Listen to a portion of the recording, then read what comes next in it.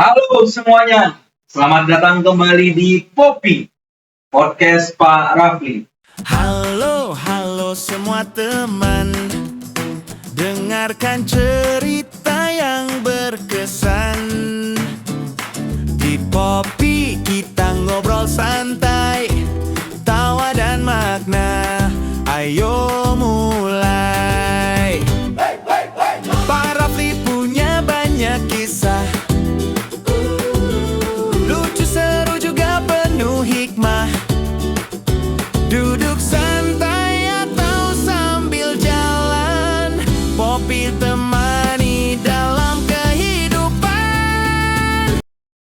Teman-teman, hari ini kita kembali memulai aktivitas baru dengan mendapat undangan istimewa. Beliau ini merupakan yang tidak asing lagi di Popi, yaitu Satria Tubagus. Iya ya, sebagai member dari Popi yang working satu video bersantai man. Jadi belum diupload nih ceritain. Berat. Oke, selamat datang. Halo, hai. Nama saya Satria Bagus, gak tau lah ya. Member dari Popi langsung satu sekolah sama para juga. Ya, gimana lagi perkenalan tuh ya? Oke. Gimana kabarnya Richard? Alhamdulillah capek Ya? lah, tapi capek. Ini padahal hari libur, kok bisa capek? Biasa, banyak kerjaannya. Banyak kerjaannya, Masya Allah. Ini banyak kerjaan nih, kalau para perempuan membayangkan berarti nih Bapak Satria ini orang yang super sibuk. Gak mau dong, kalau gitu. Apa itu? Kan mencari sesuatu yang perhatian gitu kan. Kalau ada situ berarti ada time gitu berarti ada keinginan. Oh gitu. Tapi kan menarik bagi perempuan mencari lelaki yang sibuk. Enggak dong. Oh gitu. Biasanya cari mencari perhatian kan. Oh gitu ya. Tapi sebelum perhatian mungkin mencari titik yang dulu mungkin. Oh, nyari titik. Iya. Oh, jadi biasanya perempuan itu kalau tak tergoda sama laki-laki yang ganteng, baik, bis. Tapi materi itu kan menurut orang sekarang beda-beda. Ya. Jadi sekalian sounding nih sama yang nonton Popi. Bahwasannya ya, padahal nggak di sponsor ya. Satria ini masih muda ya teman-teman. Oke, alhamdulillah ya Sat, hari ini terlaksana lagi video kedua kita. Walaupun ini nanti mungkin jadi video yang pertama ya, jadi ya. Oh, mungkin ada lah. Aku sering banget. Oh iya.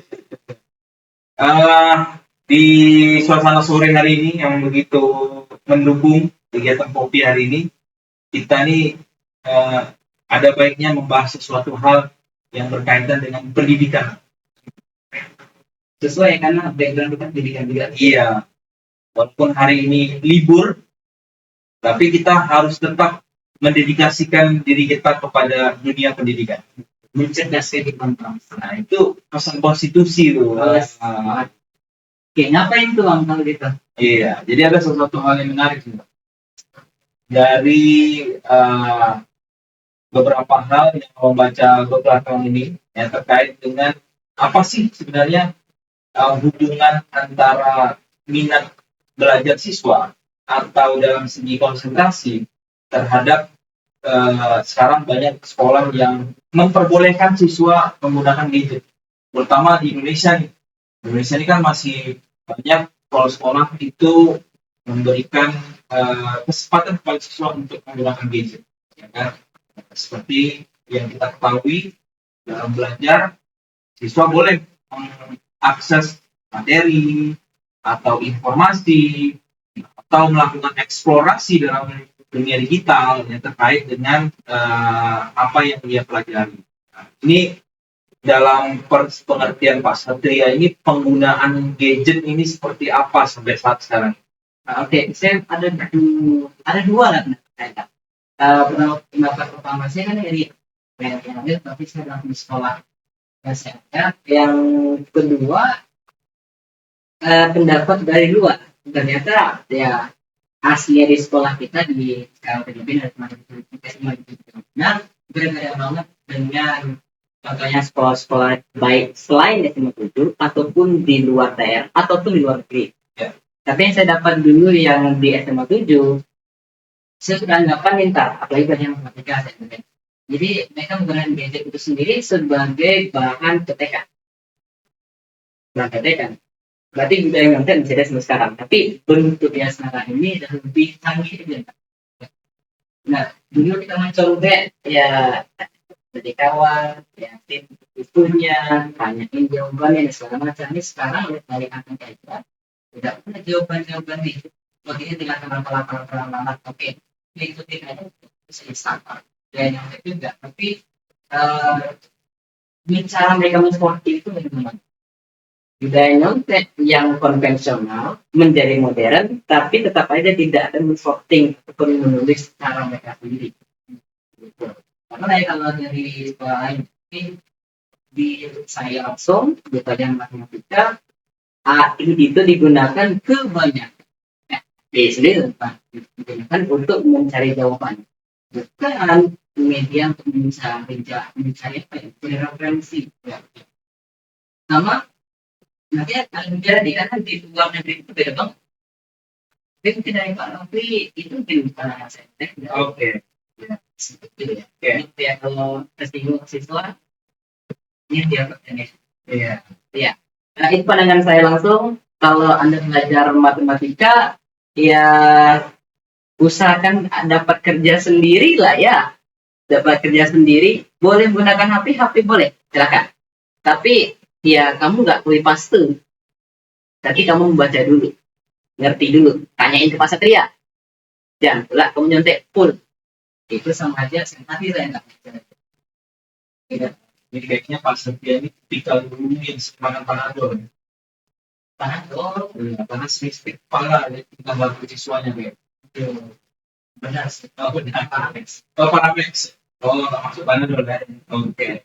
Jadi ada yang menarik yang Satria bilang tadi ya, terkait dengan penggunaan AI atau apa namanya alat bantu digital ya di dalam dunia pembelajaran yang awalnya itu diluncurkan adalah untuk mempermudah manusia dalam artian banyak ya dari segi misalkan nanti jadinya dalam sistem robot atau sistem informasi ya bagaimana itu mempercepat yang awalnya mungkin kita perlu mencari Google ya kan di Google itu kan biasanya misalkan kita mau cari nih rumus matematika aljabar gitu. Ya, maka di Google akan menyediakan beberapa referensi yang bisa beberapa web yang bisa kita klik. Ya kan? Nah, web yang pertama itu biasanya adalah web yang selalu dibuka orang yang terkait dengan tadi kata-kata pembelajaran kita masalah aljabar. Jadi yang di rekomendasi yang pertama itu kan orang. Tetapi sekarang muncul AI. AI dari Google tadi mungkin adalah salah satu mempercepat. Yang awalnya tadi kita harus membaca terlebih dahulu ya pada website yang disediakan oleh Google. Sekarang kita tidak perlu lagi memilih karena AI sudah memberikan rangkuman yang didapat dia dari berbagai macam data dari berbagai sumber. Nah, seperti itu. Nah, inilah yang tadi Satria bilang ya, bahwasannya akhirnya anak-anak sekolah ternyata salah memahami AI dan menjadikan AI ini seperti kepastian ya keniscayaan yang harus diterima benar-benar tanpa ada pengelolaan informasi terlebih dahulu ya. Nah, seperti itu. Ide Satria. Saya menerima itu sih secara keseluruhan yang saya belajar ya. Mereka menerima apa yang mereka dapat dari AI itu sendiri tanpa harus melihat apa benarnya, bagaimana caranya. Kalau saya sendiri, bagaimana caranya? Apakah caranya benar? Karena dari kami dari pandangan orang matematika, kalaulah caranya benar, kalau prosesnya benar, nggak peduli jawabannya. Tapi itulah apa yang dimudahkan. Kalau prosesnya benar. Nah, saya pikir daripada AI ya, saya bilang ya 60% benar dan itu mungkin salah. Karena semakin rumit pembelajaran matematika, semakin rumit juga dia akan mencari referensi. Dan sekali lagi, AI yang dipergunakan sekarang ini adalah mencari data, bukan merasakan data. Mencari data yang sama, dan diproses apa yang kita minta. Itulah bentuk AI. Dan dunia pendidikan ini kita lebih seperti berita. Kalau kita dapat sesuatu, kita cerna dulu, kita lihat dulu, kita baca dulu sebentar, baru kita ambil. Harusnya seperti itu juga pelajaran kita sebagai paling pasti. Ya, mungkin siswa-siswa kita terlalu FOMO nih sama AI ini sehingga mau mengharuskan mereka ibaratnya dalam pikiran mereka itu, ini seperti jawabannya benar, gunakan AI, gunakan AI, gunakan AI. Akhirnya mereka salah tangkap. Nah, akhirnya merujuk dan salah tangkap informasi, salah penggunaan informasi gitu ya. Terutama tadi ketika belajar matematika, ya saya rasa mungkin belajar matematika ini memang paling penting adalah prosesnya. Bukan pelajaran penting aja lah, semua pelajaran kehidupan itu paling penting adalah proses. Maka anak-anak kita itu harus kita tanamkan jangan pernah takut gagal, jangan pernah takut mencoba. Nah, akibat adanya AI ini, mereka bisa beranggapan, wah ini sudah tersedia nih, gampang saja. Jadi mereka nggak mau mencoba mencari dengan rumus yang guru berikan.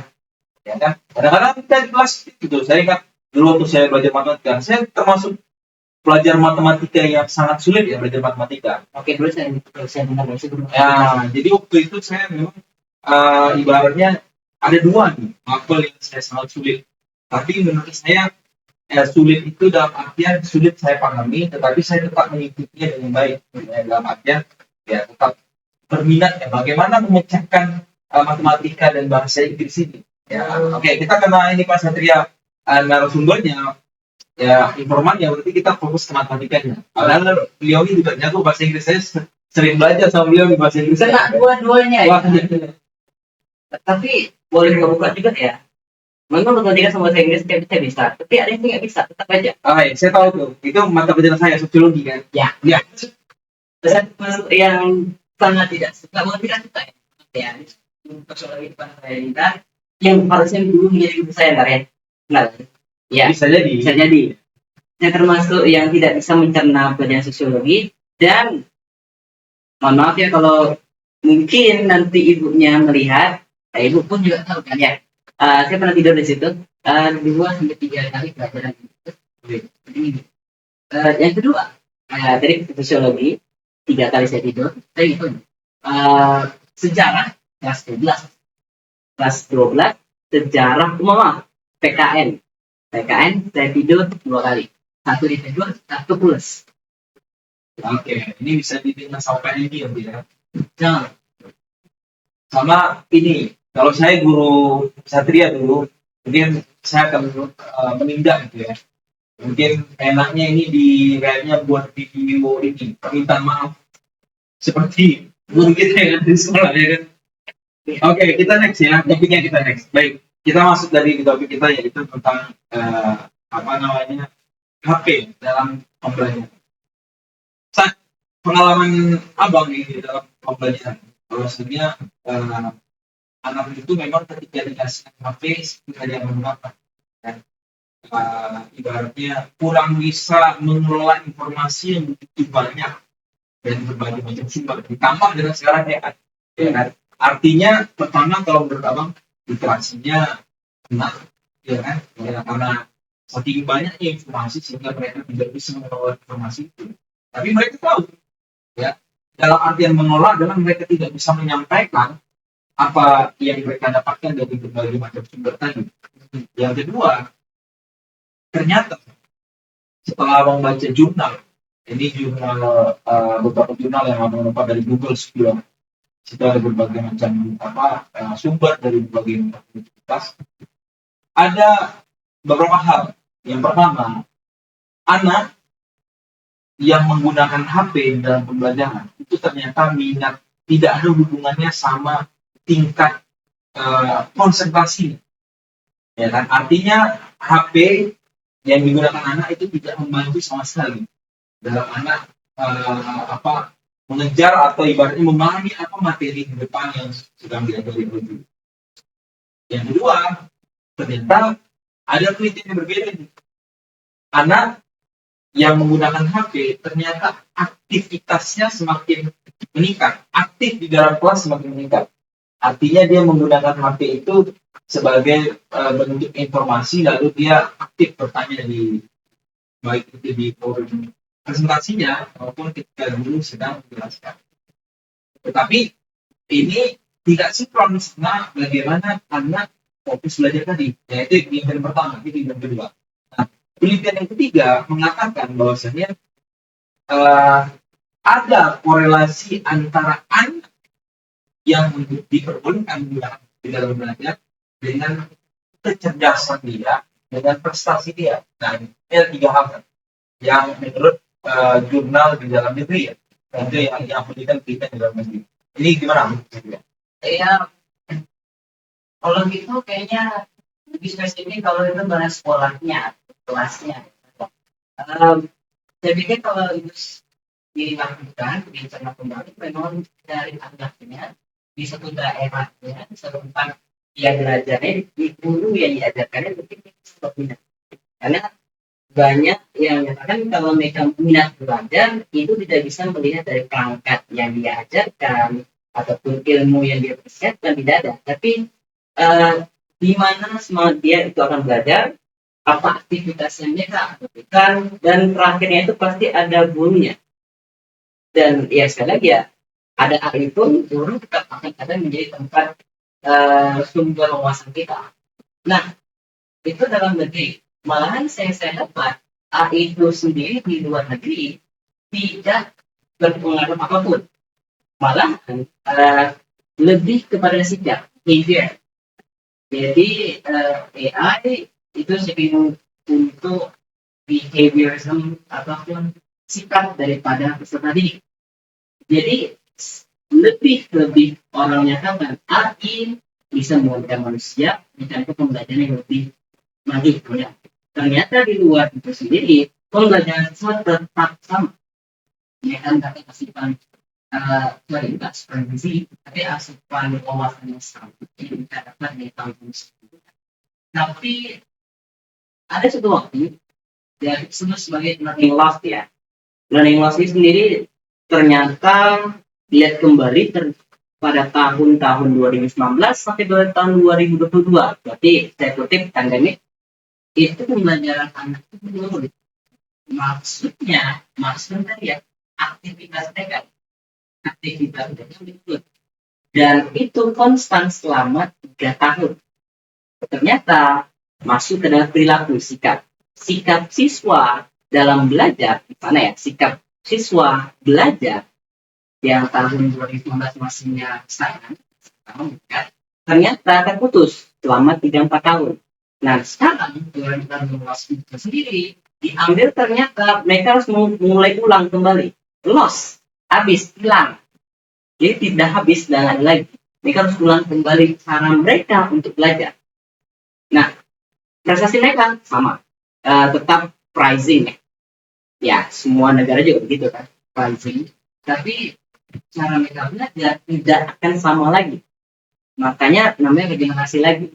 Dari yang saya tahu, mereka reshaping lagi. Reshaping artinya membentuk kembali cara belajar yang baru. Jadi kita masuk ke dalam era lama ke era barunya. Mau tak mau, suka tak suka, kita harus berubah lagi. Merubah cara belajar. Bukan kayak Indonesia ya, kurikulum berubah, pembelajaran berubah, enggak. Seluruh dunia berubah cara belajarnya. Yang sekarang, dapat dari para pimpinan ya, sekolah-sekolah dan menggunakan HP. Yang harusnya pada kita aja lah ya. Tahun 2000-an ya, udah ada HP kok. Nah, tapi yang digunakan ya kok. Sekarang dalam kita karena mengapa pembelajaran di sana sudah diperlukan HP sebagai tempat kedua pencarian informasi yang besar, dan lebih lagi pembelajaran di luar meminta siswa itu beropini dan berdebat kepada si punya wawasan. Pelajaran lebih tinggi ya. Anak SMP atau SMP sudah berubah sama seperti anak kuliah. Dia di luar negeri, seluruh siswanya kembali. Nah, yang saya dapat dari luar ya, tapi kalau di dalam negeri ya. Oke, jadi kalau menurut saya yang berpengaruh terhadap penggunaan HP itu, apakah tingkat literasinya yang kurang, karena tadi dapat memang ya, atau memang anak Indonesia ini untuk meningkatkan tingkat literasinya, maka kita tidak perlu lagi menggunakan HP. Kita back to basic. Ya, artinya kita kembali pada masa awal di mana HP tidak digunakan. Kita menggunakan HP. Karena beberapa negara yang menggunakan HP, yaitu akhirnya menarik kembali HP-nya. Soal itu Jepang ya. Jepang itu lagi-lagi tidak memperbolehkan siswanya membawa HP ke sekolah dan tidak boleh menggunakan dan sebagainya. Nah, ini kan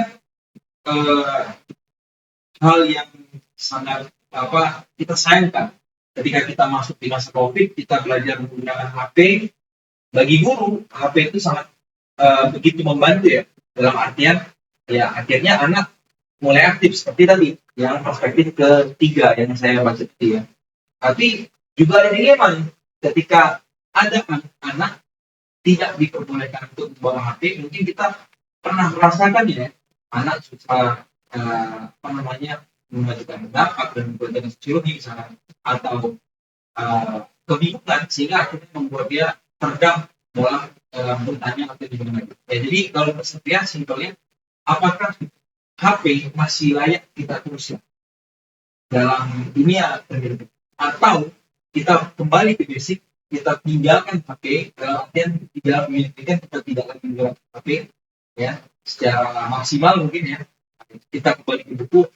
Bagaimana sih? Kembali sekarang tadi ya, pembelajaran sekarang berubah, tapi itu sudah menjadi kebutuhan pokok ya, apalagi bisnis sekarang. Dan kita tahu tangan apa HP.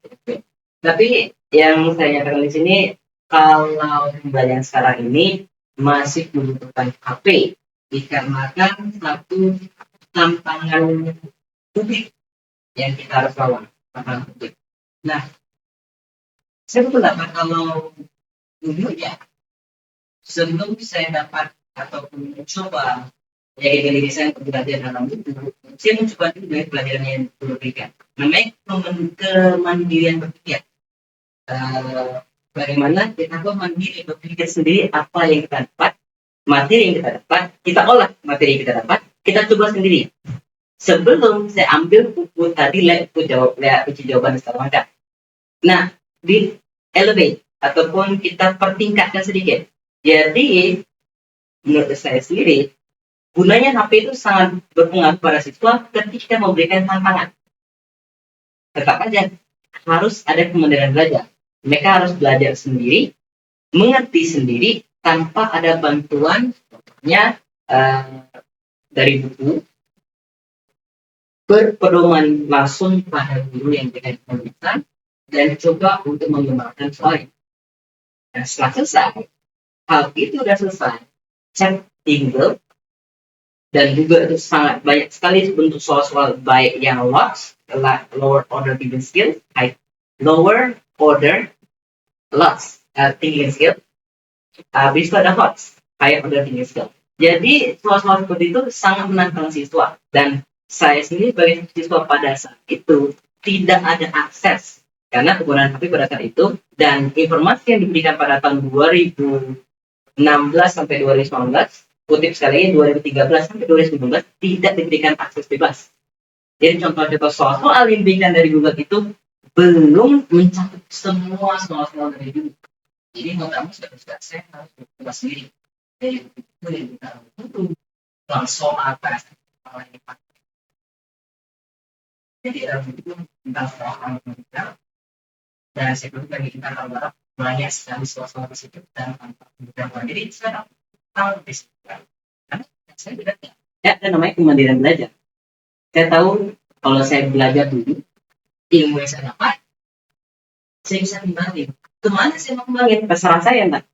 Ternyata hari ini saya belajar tentang bilangan bulat, negatif positif. Oke, saya mau ke HP, saya mau bermain ataupun berniaga, ada keuntungan, ada kerugian, tapi bilangan bulat negatifnya boleh, itu gunanya. tempat realisasi pengerjaan mereka ataupun materi pembelajaran yang seperti itu. Jadi HP itu sendiri menjadi kebutuhan, tapi mungkin belum dibenahi ataupun kita Nah, ini ada yang menarik. Saya kutip tadi dari perkataan Satria bahwasanya ada dua poin. Pertama, kemandirian belajar. Yang kedua, tantangannya. Nah, ada satu teori yang menjelaskan bagaimana seseorang atau individu atau kelompok di dalam sebuah tempat, ya, ketika dia berprestasi itu sesuai dengan tantangan ini. Dia semakin sesuai tantangannya sama di pribadi dia, maka itu dia akan semakin berprestasi, akan mudah menyelesaikan tantangannya. Tapi semakin berat tantangannya, maka dia juga akan semakin drop ya untuk berprestasi. Sebaliknya, semakin ringan tantangannya, ya, maka juga akan malas orang-orang untuk berprestasi. Jadi dia harus seimbang. Nah, pada penjelasan Satria tadi, bahwasanya kita lihat di sekolah ya, dengan penggunaan HP, artinya tantangan anak zaman sekarang ya, itu adalah tentang kemandirian berpikir. Saya sebutkan ya, bagaimana mengelola informasi tadi ya, yang banyak, yang penuh dengan hoax, penuh dengan informasi keliru ya, yang mesti dia olah, yang mesti dia cari sehingga menjadi satu informasi. Nah, ini ada kaitannya sama bagaimana anak di kelas. Ketika anak dengan penuh informasi yang dia bisa dapat, tapi kok dia tak berani mengucap ya. Padahal di dalam dia tahu dia orang Jawa. Jamin. Jaminan. Oke. Nah, makanya namanya Satria. Satria ini identik dengan Jawa ya. Apalagi namanya bagus gitu ya. Dari plus. Oke. Ya, jadi di dalam falsafah Jawa ada yang mengatakan dua poin. Orang itu dilihat dari ucapannya. Martabat diri seseorang, harga diri seseorang itu dilihat dari ucapannya. Dan orang itu bisa dilihat juga dari bajunya. Baju itu berarti terkait dengan bagaimana busana ke depan. Ya. Artinya tahtanya, posisi kelasnya seperti apa. Nah, jadi baju itu untuk melindungi badan, mulut itu untuk melindungi harga diri. Nah, jadi seperti itu. Itu lupa saya kata-katanya, tapi masalah jauh boleh dicek nanti sama orang tuanya ya. Oke. Nah, artinya anak sekarang ya, dengan penuh informasi yang ada di kepala, yang ada di handphone ya, tapi dia sulit untuk berucap ya. Padahal seringkali kalau kita main ke kantin, ya saya, tadi kebetulan satu sekolah kan. Nah, kalau kita main ke kantin, kita ada di sekitaran siswa. Berapa banyak siswa itu mengucapkan kalimat yang kotor, kalimat yang kasar. Padahal dari filsafatnya mengatakan ucapan itu adalah harga dirimu. Itulah cerminan dirimu ya. Cerminan diri. Nah, dengan ini salah satu ilmu yang baru saya dengar ya. Lagi tentang baju tadi ya. Saya juga dari tadi lihat baju sih, entah sesuai atau bisa. Dono pakai minat punya. Marapi, Singgalang, Tandiket. Oke, nama-nama apa tuh nggak? Nggak tahu. Nama dulu. Nama di Sumatera. Oke, lanjut. Oke, untuk tadi ya ucapan mereka ini kan ya ada yang ngomong untuk apa? Mulut ya.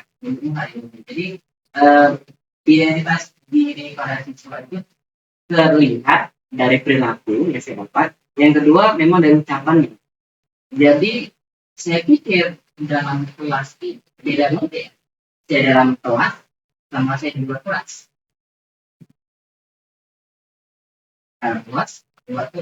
Dalam kelas mereka mempelajari yang perlu diam, teratur, terpaksa.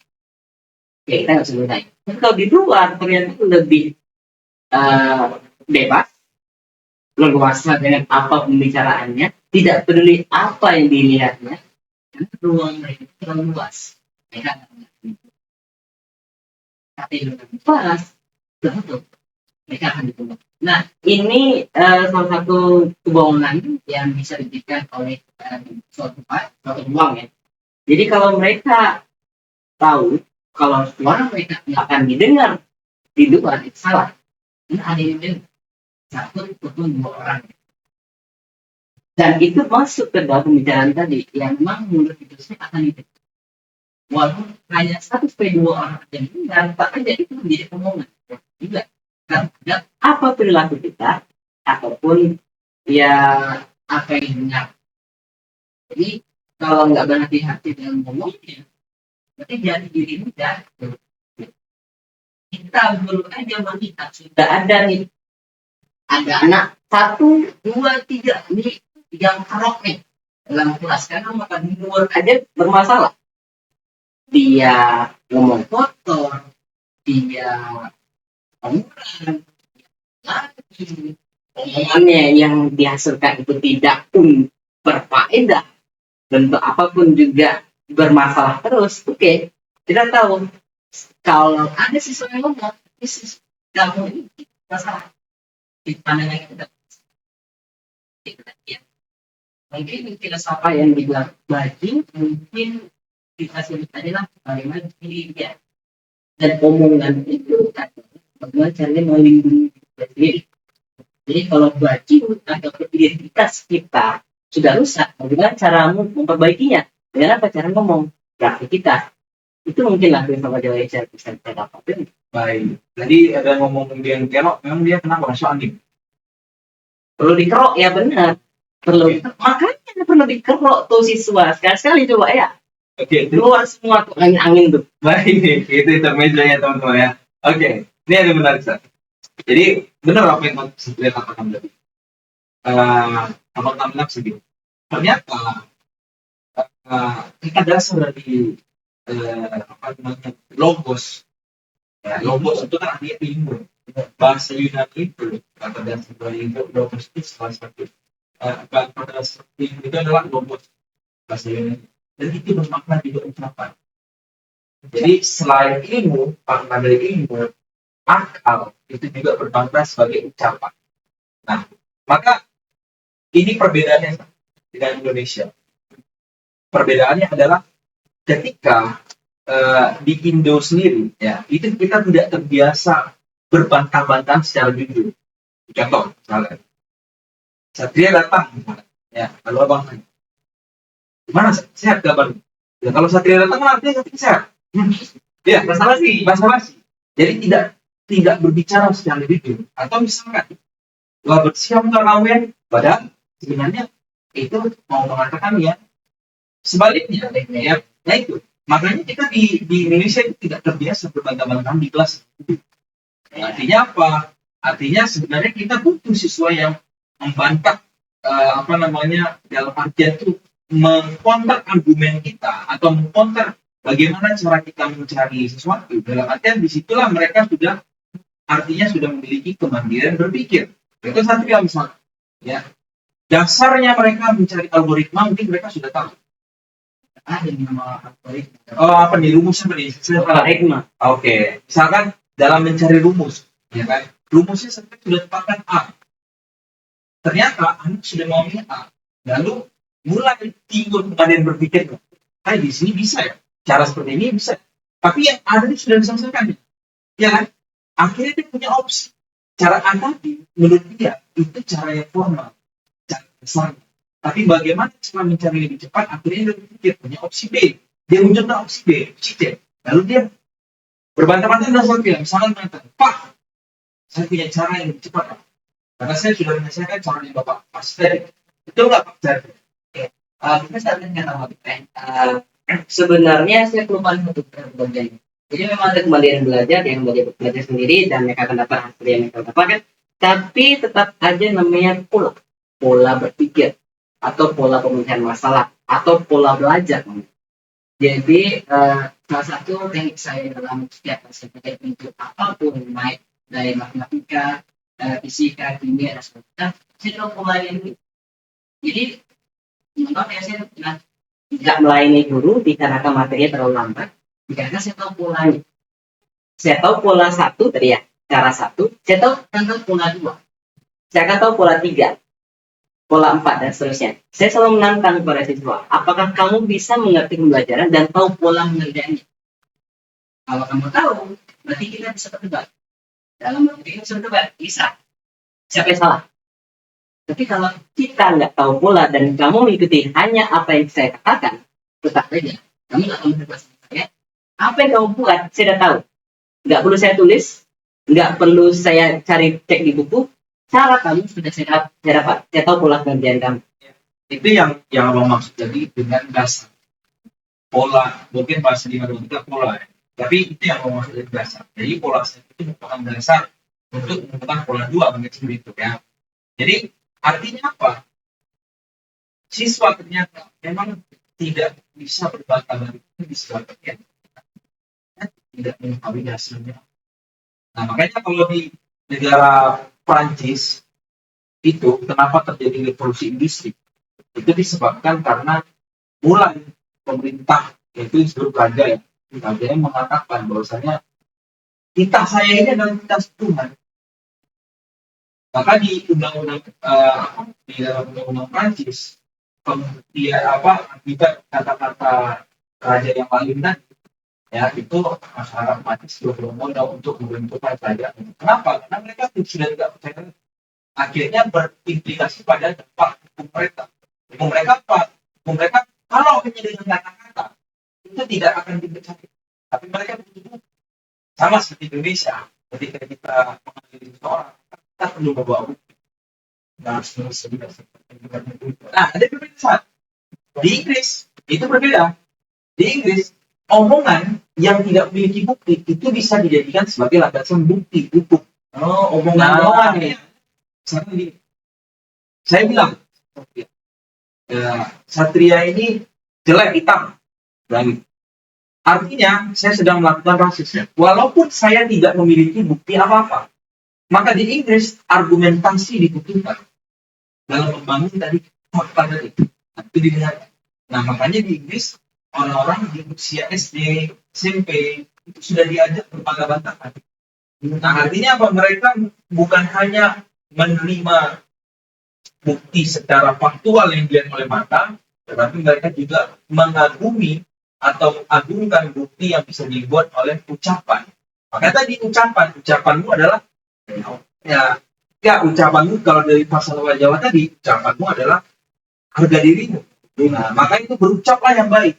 Nah, berucaplah yang baik dan benar. Jangan takut berucap yang baik. Kalau kita enggak, kalau kita kadang-kadang kita mengatakan itu salah, tapi kita perlu membawa dia ke belokan kiri, belokan kanan, sehingga mewakili. Nah, seperti itu. Sekali lagi itu semua kalau kita implementasi Ini berapa? ini harus minum. Iya. Jadi tapi setidaknya kalau kita mau mengimplementasikan seperti itu tetap saja harus dari dasar nih. Ya. Dasar itu sendiri penting. Kalau dari Inggris sudah berdebat dari dulu, ya cobalah kita di Indonesia kita berdebat dulu sama anak kecil, nggak bisa membantah orang tua, kan gitu, kayak gitu kan? Ya, menarik nih. Kalau bawa kesalahan ini panjang lagi nih. Tapi ya, itu sendiri dasar itu penting dan harusnya pendidikan itu berlandaskan dari dasar itu penting. Ya, benar.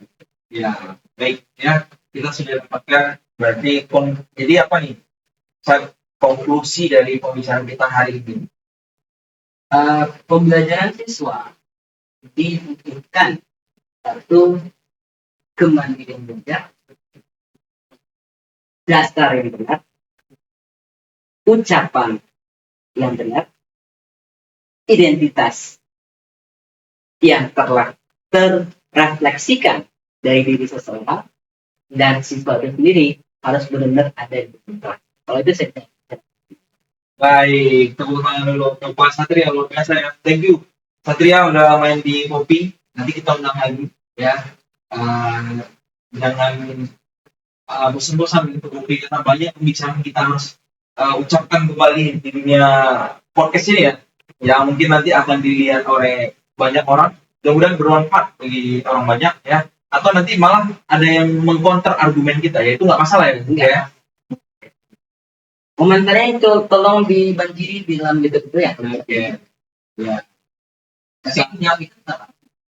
Oh iya, kita berdua dong. Saya kan kuliah. Kan Anda di Cilili memang. Oke. Baik, terima kasih. Satria sekali lagi. Sampai jumpa di Popi episode selanjutnya. Assalamualaikum warahmatullahi wabarakatuh. Sudah saatnya